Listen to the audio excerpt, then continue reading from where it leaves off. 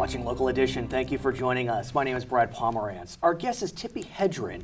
You know her from The Birds, you know her from Roar, and it was that film Roar that really changed your life. Totally. Talk to us about that film and what it did for you. Well, we did a film in order to give awareness about the animals in the wild and how they need protection, and this became very apparent when I did 2 films in Africa, and that was 1969 and 1970.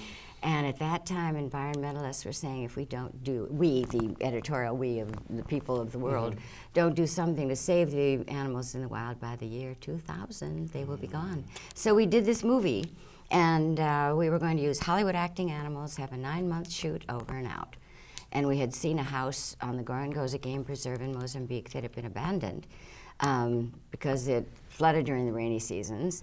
And the game warden moved out and a pride of lion moved in. And we thought, this is perfect. Got a perfect movie set. The lions were sitting in the windows, going in and out the doors. They were napping on the verandas, up on the roof, and it was just beautiful. And those lions became near and dear to you, and now they're your neighbors, I guess you could say. Well, they are. I live right on the Shambhala Preserve. Tell me what that is. That came out of our doing the movie. We were going to have a 9-month shoot, but because of the instinctive dictates of the great cat to fight with another cat they don't know, the trainers said, I don't want my cat hurt, I don't want to get hurt. Get your own animals to do the movie, and that's what we did. Never knowing what we were doing, it was just absurd. And now, right here in Los Angeles County, we can see 70 cats, big cats, at the Shambhala Preserve in Acton, California, just south, I guess, of Palmdale. Your home. You wake up to the sound of lions growling. Tell us about these wonderful cats. Well, they are indeed wonderful. They have, of course, the beauty that is just awesome. They have a great capacity for love. They have their inferiority complexes, their dominancy problems. They have a sense of humor. And in one split second, for no reason that we can understand, they can either hurt you very badly or kill you. But they don't hurt the den mother.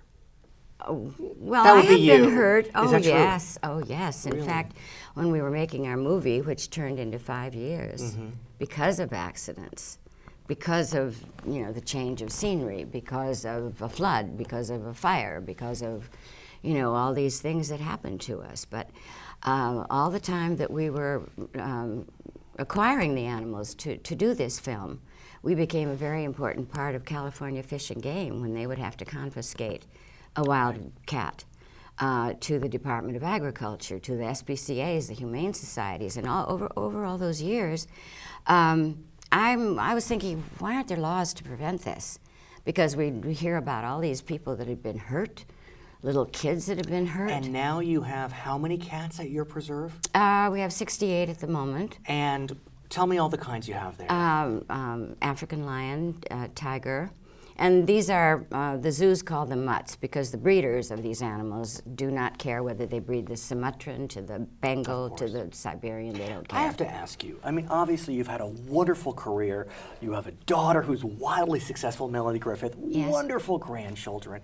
You could be in France just enjoying the beach. Why are you doing this? This was a calling. Really? It was absolutely a calling when I figure out my whole life and look at different things that open doors and I walk through them.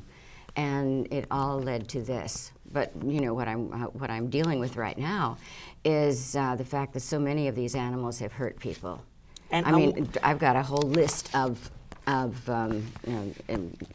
illnesses and. Sure. Well, let's talk about that in a future segment. Can we do that? We'll talk about it. I promise.